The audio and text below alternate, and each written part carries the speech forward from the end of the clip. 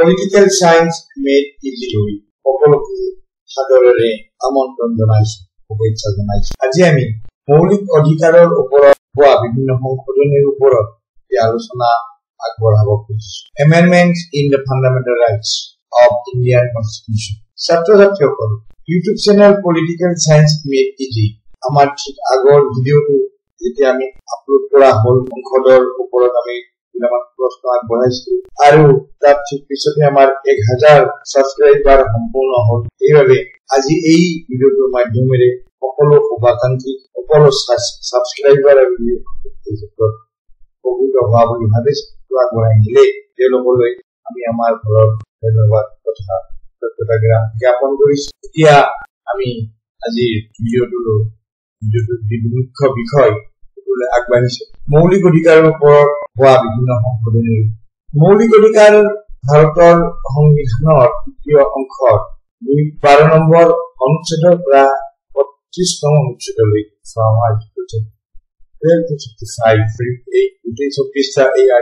অনুচ্ছেদত পৰিব্যাপ্ত হৈ আছে আৰু এই যিটো পাৰ্ট অংশ তৃতীয় অংশ এটা ভাৰতৰ সংবিধানৰ বিভিন্ন সময়ৰ যি তাগিদা অনুভৱ এই অংশটোৰ ওপৰত বিভিন্ন ধৰণৰ সংশোধনী হৈ গৈছে।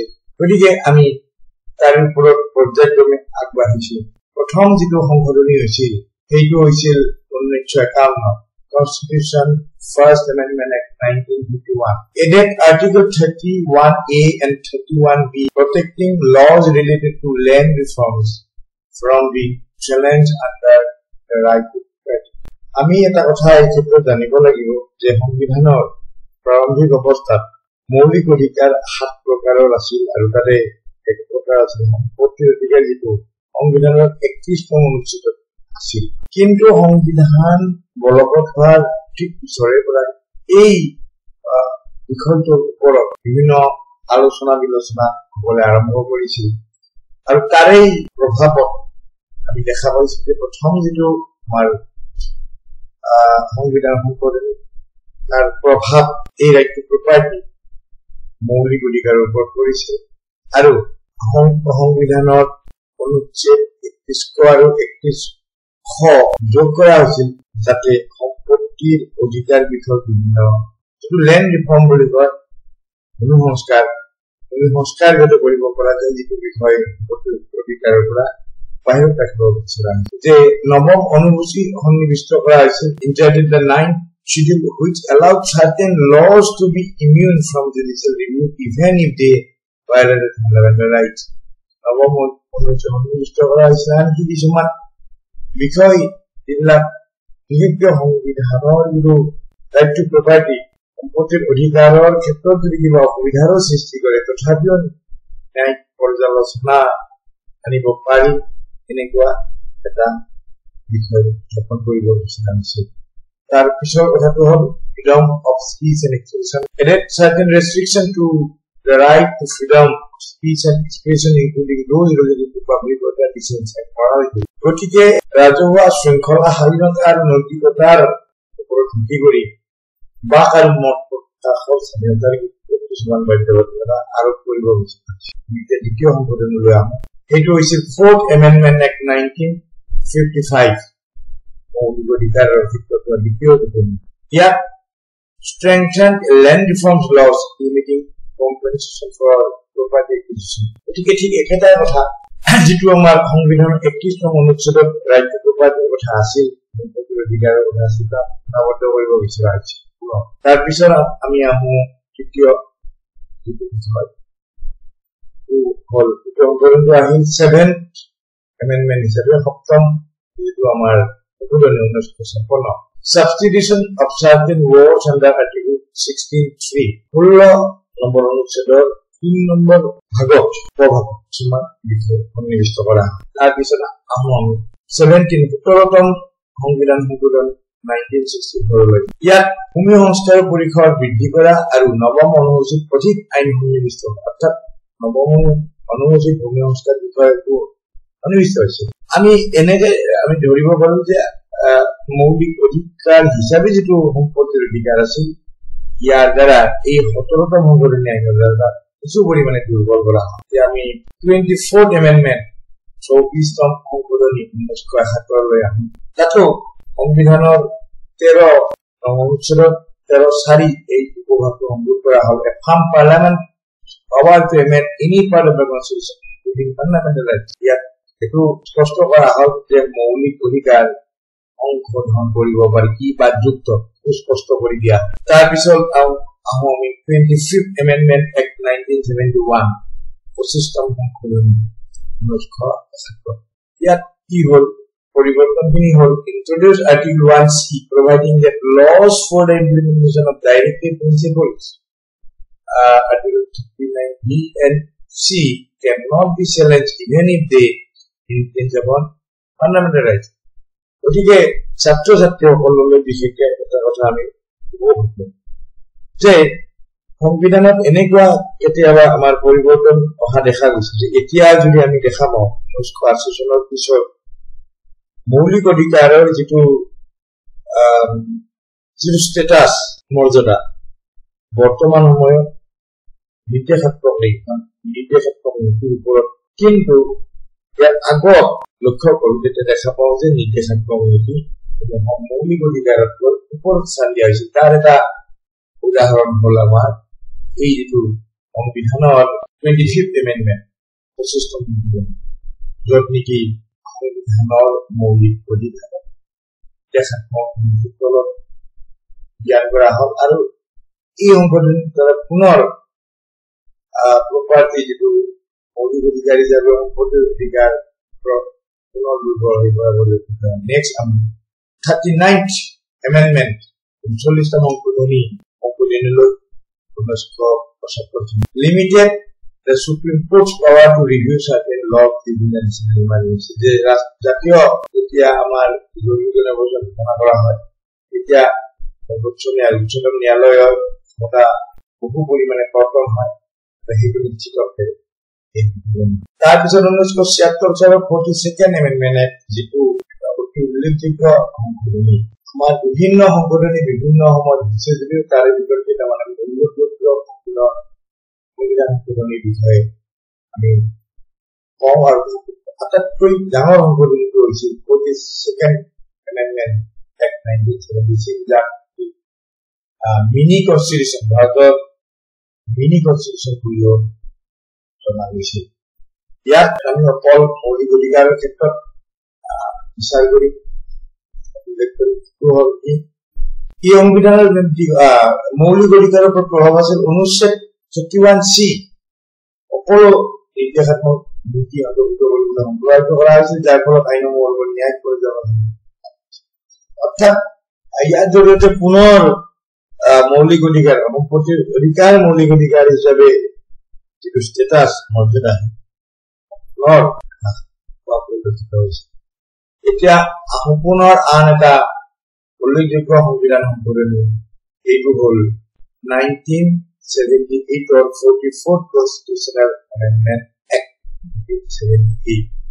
যথেষ্ট ডাঙৰ সংবিধান সংশোধন হৈছিল। আমি জানো যে ইমাৰ্জেঞ্চি ঘোষণাৰ পিছত জৰুৰীকালীন অৱস্থাৰ পিছত যিটো নিৰ্বাচন হয়, তাত যিটো লোকসভা নিৰ্বাচনত ইন্দিৰা গান্ধী কংগ্ৰেছ দল অতি বেয়া ধৰণে হাৰে আৰু জনতা চৰকাৰ গঠন কৰিবলৈ সক্ষম হয়। আৰু 1976 চনৰ 42তম সংবিধান সংশোধনীৰ বিভিন্ন দফা পুনৰাই এই সংশোধনীৰ মাজেৰে 44th Constitutional Amendment মাজেৰে পুনৰাই আগৰ স্থানলৈ লৈ যোৱা হয়। এতিয়া আমি মৌলিক অধিকাৰৰ ক্ষেত্ৰত কি হৈছিলে যদি চাওঁ তেতিয়া দেখা পাম যে মৌলিক অধিকাৰ তালিকাৰ পৰা সম্পত্তিৰ অধিকাৰক আঁতৰ কৰা হয়। এইটো এটা উল্লেখযোগ্য বিষয় যে 1978 চনত 44তম সংবিধান সংশোধনীৰ মাজেৰে right to property as a fundamental right was clearly abolished. সম্পূৰ্ণৰূপে 31 নম্বৰ অনুচ্ছেদটো আঁতৰ কৰা। তাৰপিছত 1985 চনৰ 46th Amendment Act Reservation for Scheduled Castes and Scheduled Tribes, চৰকাৰী চাকৰি আৰু শিক্ষানুষ্ঠানত অনুসূচিত জাতি আৰু জনজাতিৰ ক্ষমতা বৃদ্ধি কৰে। গতিকে এইটো যদি ৰাজ্য ইকুৱেলিটিৰ ক্ষেত্ৰত প্ৰভাৱ পৰা আমি দেখা পাম। তাৰ পিছত আহোঁ আমি 47 Constitutional Amendment 1985 prohibited that denationalization of nationalized industries ৰাষ্ট্ৰীয় উদ্যোগসমূহৰ বিৰাষ্ট্ৰীয়কৰণ কৰা হৈছে। তাৰপিছত 1995 চনৰ 77 সংশোধন ইয়াত সংবিধানৰ 16 নম্বৰ অনুচ্ছেদৰ অন্তৰ্গত 16(4)(a) তাৰ নম্বৰ ব্যৱস্থা ইয়াতে ৰিজাৰ্ভেশ্যন সংৰক্ষণৰ ক্ষেত্ৰত। তাৰপিছত কনষ্টিটিউচন এমেণ্ডমেণ্ট এক্ট 81 2000 চনৰ 81তম সংবিধান সংশোধনী। এতিয়া আমি ইয়াতে দেখা পাম ইয়াতে 16(4)(b) যিটো সংৰক্ষণৰ খালী পদ পূৰণৰ ক্ষেত্ৰত অন্তৰ্ভুক্ত কৰা হয়। আমি দেখুৱাম এই বিষয়টো ইয়াৰ দ্বাৰা নিশ্চিত কৰিবলৈ বিচৰা হৈছে। তাৰপিছত 86 এমেণ্ডমেণ্ট 2002 এটা অতি উল্লেখযোগ্য সংশোধনী আছিল, যাৰ মাজেৰে সংবিধানৰ 21A যিটো আৰ্টিকল অনুচ্ছেদ অন্তৰ্ভুক্ত কৰা হয় আৰু ইয়াৰ জৰিয়তে 6 বছৰৰ পৰা 14 বছৰৰ বয়সৰ সকলো ল'ৰা ছোৱালীক বাধ্যতামূলক শিক্ষা ব্যৱস্থাটো অন্তৰ্ভুক্ত কৰা হয়। So introduced Article 21A making the right to education a fundamental right for children between 6 to 14 years আৰু ইয়াৰ জৰিয়তে মৌলিক অধিকাৰ হিচাপে এই আহে। আৰু আমি দেখা পাওঁ যে মৌলিক কৰ্তব্য অন্তৰ্গত পৰ্যায়ত free and compulsory education 6 to every child between 6 to 14 years অন্তৰ্ভুক্ত হয়। গতিকে শিক্ষাৰ অধিকাৰ কৰা হৈছিল, এইটো মনত ৰাখিব লাগিব 2002 চনৰ 86তম সংবিধান সংশোধনী। এতিয়া আহোঁ আমি 93তম সংবিধান সংশোধনী 2005। মৌলিক অধিকাৰৰ ক্ষেত্ৰত কি হয়? Inserted clause 5 to Article 15 article অনুচ্ছেদ 15 clause 5 ইয়াত যোগ কৰা হয়, যাৰ ফলত চৰকাৰী শিক্ষানুষ্ঠানত সংৰক্ষণকে ধৰি সামাজিক আৰু শৈক্ষিকভাৱে পিছপৰা শ্ৰেণীৰ উন্নতিৰ বাবে বিশেষ ব্যৱস্থা কৰাৰ ব্যৱস্থা। Provided for reservations in private education institution except minority institution। ইয়াৰ দ্বাৰা ব্যক্তিগত শিক্ষানুষ্ঠানতো সংৰক্ষণৰ ব্যৱস্থা কৰিব পৰা কথাটো আহি পৰে, য'ত যিবিলাক মাইনৰিটি অনুষ্ঠান তাৰপিছত আহোঁ আমি কনষ্টিটিউচন 99 এমেণ্ডমেণ্ট এক্ট 2014 পিছত হৈছে এইটো পুনৰ উচাই পেলোৱা হৈছিল 2015 ইয়াত কলেজিয়াম ব্যৱস্থা ন্যায়াধীশ নিযুক্তিৰ ক্ষেত্ৰত যিটো কলেজিয়াম ব্যৱস্থা, এই কলেজিয়াম ব্যৱস্থাটো উঠাই দিয়াৰ কথা আছিল, যিটো মৌলিক অধিকাৰৰ ওপৰত প্ৰভাৱ আছিল যে ইয়াৰ ফলত ন্যায়িক স্বাধীনতাৰ ক্ষেত্ৰত বিৰূপ প্ৰতিক্ৰিয়া হ'ব পাৰে। গতিকে এই বিষয়টো আগত ৰাখি ইয়াত পুনৰ 2015 চনত এই সংশোধনীটো উচাই পেলোৱা। এতিয়া আহোঁ আমি The Constitution 101st Amendment Act 2016 সংবিধানৰ 101তম সংবিধান সংশোধনী, যাৰ জৰিয়তে Goods and Services Tax GST অন্তৰ্ভুক্ত কৰা হয় আমাৰ আৰ্থিক ব্যৱস্থাত। আৰু ইয়াৰ প্ৰভাৱটো আছিল ফাণ্ডামেণ্টেল মৌলিক অধিকাৰৰ প্ৰতি প্ৰভাৱ কি আছিল? Though primary and economic reform, it had indirect implications for fundamental rights, especially with the centralization of taxes। গতিকে মৌলিক অধিকাৰৰ ওপৰত প্ৰত্যক্ষ প্ৰভাৱ থকা বুলিব নোৱাৰি, যদিও অপৰোক্ষ প্ৰভাৱ আছিল যে মৌলিক অধিকাৰ যিটো কৰ আগতকৈ কৰ এই টেক্স বা কৰ কেন্দ্ৰীয়কৰণ বেছি কেন্দ্ৰীকৃত হৈছিল। তাৰপিছত আহোঁ আমি 2019 চনৰ 103rd এমেণ্ডমেণ্ট 103 নম্বৰ অনুচ্ছেদ। এইটো এটা অতি উল্লেখযোগ্য এটা সংশোধনী। ইয়াৰ মাজেৰে যিবিলাক সাধাৰণ শ্ৰেণী লোক আৰু যিসকল সাধাৰণ শ্ৰেণীৰ লোক অৰ্থনৈতিকভাৱে দুৰ্বল, তেওঁলোকৰ বাবে ইকনমিকেলি উইকাৰ ছেকশ্যনৰ বাবে 10% ৰিজাৰ্ভেশ্যন 10% পাব্লিক এমপ্লয়মেন্ট আৰু এডুকেশ্যনৰ ক্ষেত্ৰত ৰাজহুৱা নিয়োগ আৰু শিক্ষাৰ ক্ষেত্ৰত 10% আসন সংৰক্ষণৰ ব্যৱস্থা কৰা হৈছে. Provided 10% reservation in public employment and education for economically weaker section EWS of society under Article 15(6) and Article 16(6) অর্থাৎ অন্তৰ্ভুক্ত হৈছিল সংবিধানৰ 15(6) নম্বৰ আৰু 16(6) নম্বৰ এইটা ইয়াৰ প্ৰভাৱ আছিল মৌলিক অধিকাৰৰ প্ৰভাৱ আছিল সামাজিক ন্যায়ৰ বাবে সমতা আৰু অধিকাৰৰ মাজত ভাৰসাম্য ৰক্ষা. Extended the scope of reservation balancing the right to equality with social justice. তাৰ পিছত আহো আমি সংবিধানৰ 104th Amendment 2020 চনৰ 104 নম্বৰ সংবিধান. এইটো হ'ল লোকসভা আৰু ৰাজ্যিক বিধানসভা এংলো ইণ্ডিয়ানৰ সংৰক্ষণ হৈছে. আমি জানো যে লোকসভাৰ মুঠ আসনৰ সংখ্যা বৰ্তমান যি আছে 545 545. তাৰে ভিতৰত 2খন আসন ইংগ ভাৰতীয় সম্প্ৰদায়ৰ বাবে সংৰক্ষিত আছে. ইংগ ভাৰতীয় সম্প্ৰদায় মানে যিসকল ব্যক্তি হয় দেউতা নাইবা মা যিকোনো এগৰাকী গতিকে তেওঁলোকৰ ভাৰতীয় সম্প্ৰদায় বোলা হৈছিল. তেওঁলোকৰ যদি কোনো লোক লোকসভালৈ নাহে, লোকসভাত হিন্দী হিচাপে নাথাকে, তেতিয়াহ'লে সেই সম্প্ৰদায়ৰ পৰা আসন সংৰক্ষণ থাকিব. এই ব্যৱস্থাটো সময়ৰ লগে লগে এক প্ৰকাৰ অপ্ৰাসংগিক হোৱাৰ কাৰণে সংবিধান সংশোধন কৰি এই ব্যৱস্থাটো উঠাই দিয়া হয়.